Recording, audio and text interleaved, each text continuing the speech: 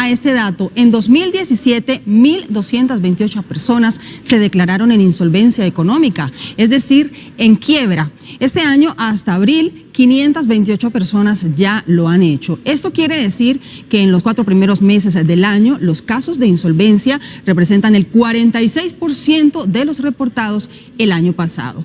Por monto de deuda, Cali, Bogotá y Cúcuta son las ciudades donde los hogares deben más. Pero, ¿qué implica declararse en quiebra? Tenemos un invitado para tratar este importante tema y es José Joaquín Ortiz, economista e investigador de la Facultad de Ciencias Económicas de la Universidad Libre. Profesor Ortiz, muy buenos días. Buenos días, mucho gusto estar acá. ¿Qué implica declararse en quiebra?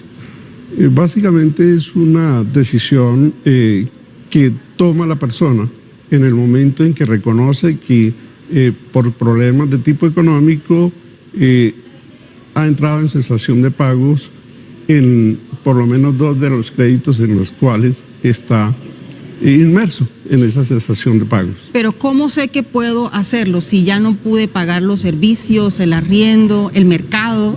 Cualquiera de las condiciones son suficientes cuando tú ya en 2 por lo menos de los créditos. ¿Con los bancos? Con los bancos, pero también puede ser con personas naturales. Sí.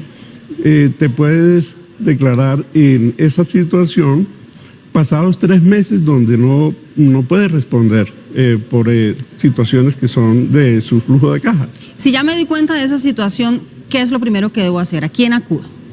Hay centros de conciliación, básicamente en las universidades, en las cámaras de comercio, en donde yo debo acercarme para poder tener información más precisa que exige que desde luego se cumplan ciertos requisitos, como la formalización a través de unos formatos donde básicamente dice cuáles son sus deudas, en qué situación está, declara sus activos y con base en eso se entra en una negociación invitándose a los acreedores para que entren en esa conciliación. Profesor, ese es el tema que tenemos aquí en nuestra página de internet para que nuestros televidentes formulen preguntas al respecto. Aquí tenemos los resultados de la encuesta. Vemos que el 38% está preguntando por refinanciación de deudas. ¿Me declaro en quiebra y entonces se me refinancian todas las deudas?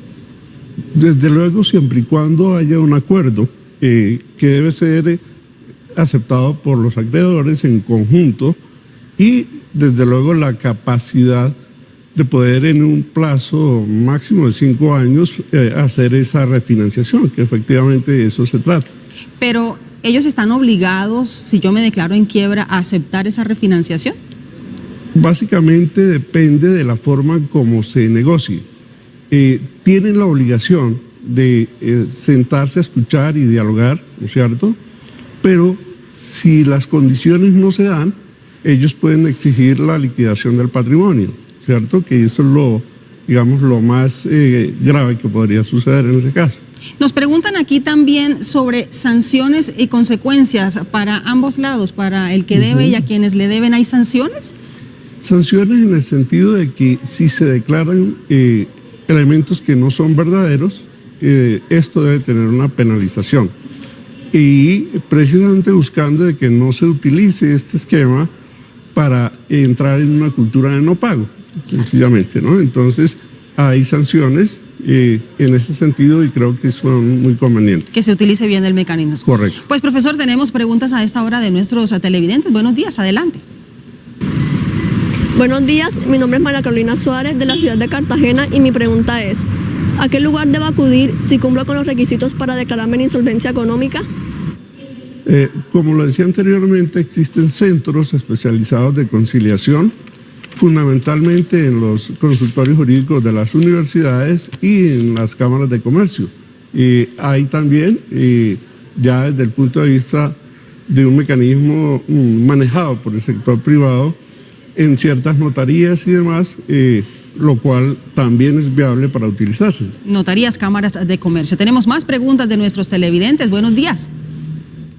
Mi nombre es Stephanie Mendoza, vivo en Riohacha, La Guajira. Mi pregunta es la siguiente, ¿cuál es el beneficio para las personas que se declaran en insolvencia? Fundamentalmente es poder planificar digamos, una situación difícil, donde lo que se logra es que no se embarguen los bienes y usted pueda entrar en un proceso de ajustes, digámoslo así, de su flujo de caja para poder responder por sus deudas adecuadamente, ¿sí? Ese es un beneficio que desde luego es el más importante, que es la tranquilidad de la persona y de su hogar. Claro, y quedarle bien a todas esas personas que han confiado, recuperar un poco su buen nombre, profesor. Sí. José Joaquín Ortiz, economista, investigador de la Facultad de Ciencias Económicas de la Universidad Libre. Gracias por estar con nosotros, gracias por sus consejos. Muchísimas gracias a ustedes. Buen día.